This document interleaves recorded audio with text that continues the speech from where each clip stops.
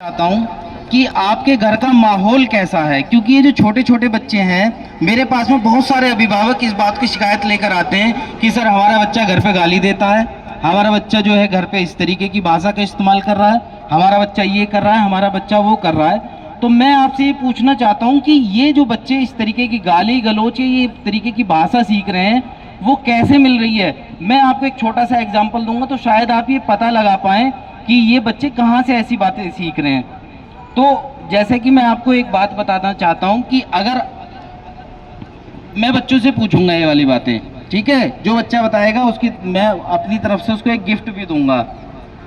अगर एक हमारे पास में अंगीठी रखी हुई है और एक कोयला है और अंगीठी जली हुई है, हमने उस कोयले को अंगीठी से बाहर रखा हुआ है, तो वो कोयला किस पोजीशन में होगा? क्या वो जलता हुआ होगा या खाली होगा? यानी कि अगर मैं आपसे पूछूं कि क्या आप उस कोयले को हाथ लगा सकते हो? नहीं लगा सकते। अगर अंगीठी के बाहर रखा हुआ है तो लगा सकते हैं ना। अगर उस कोयले को मैं अंगीठी के अंदर डाल दूं और वो जलना स्टार्ट हो जाए तो ये माहौल की ताकत है।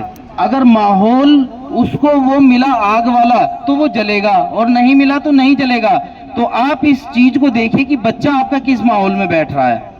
दूसरी बात, चित्र से चरित्र का निर्माण होता है। जब आप घर के अंदर घुसते हैं तो आपको अपने घरों के अंदर जो आपके बच्चे जिस रूम के अंदर पढ़ते हैं, आपको वहां का एक माहौल ऐसा क्रिएट करना पड़ेगा कि जैसे ही बच्चे उस कमरे के अंदर जाएं तो उनको उस चित्र से उसके माहौल का, उसके चरित्र का निर्माण हो। जैसे कि एग्जाम्पल के तौर पे मैं आपको बताता हूं कि जब हम पहले नाई की दुकान में घुसते थे तो नाई की दुकान में क्या होता था, फोटो लगे होते थे हीरो हीरोइनों के। अगर मैं इस बात को गलत कह रहा हूं, अगर सही कह रहा हूं तो हाथ उठाकर बता देना कि ऐसा था कि नहीं। तो जब हम उस नाई की दुकान में घुसते थे तो हमें उस चित्रों को देख के पता चल जाता था कि ये जो बार्बर है इसको ये अमीषा पटेल का फैन है। ऐसे ही होता था ना।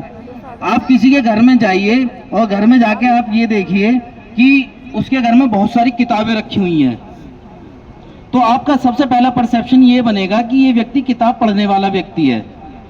आप उनके घर में जाके देखिए कि बहुत सारे भगवानों के फोटो लगे हुए हैं, तो आपका ये परसेप्शन बनेगा कि ये व्यक्ति धार्मिक किस्म का व्यक्ति है। तो आपको अपने कमरों का भी माहौल इस तरीके से बनाना पड़ेगा कि जब जब बच्चे उस कमरे के अंदर घुसे तो उसको ये पता चले कि ये कमरा किस चीज को जो है दिखाता है, किस चीज को प्रदर्शित करता है। और इसमें कोई बहुत बड़े चेंजेस नहीं करने होते। ये जो मैं आपको बातें बता रहा हूँ ये मेरी अपनी खुद की बातें नहीं है, ये भी मैंने कहीं से सीखी है। कि जब बच्चा कमरे में घुसा, उसने देखा कि वहाँ पर टेबल लगी हुई है, टेबल पे कुछ किताबें रखी हुई हैं और किताबों के साथ में कंप्यूटर भी रखा हुआ है, तो वो जैसे ही रूम के अंदर घुसेगा तो उसको लगेगा कि यार अब तो बैठना ही पड़ेगा।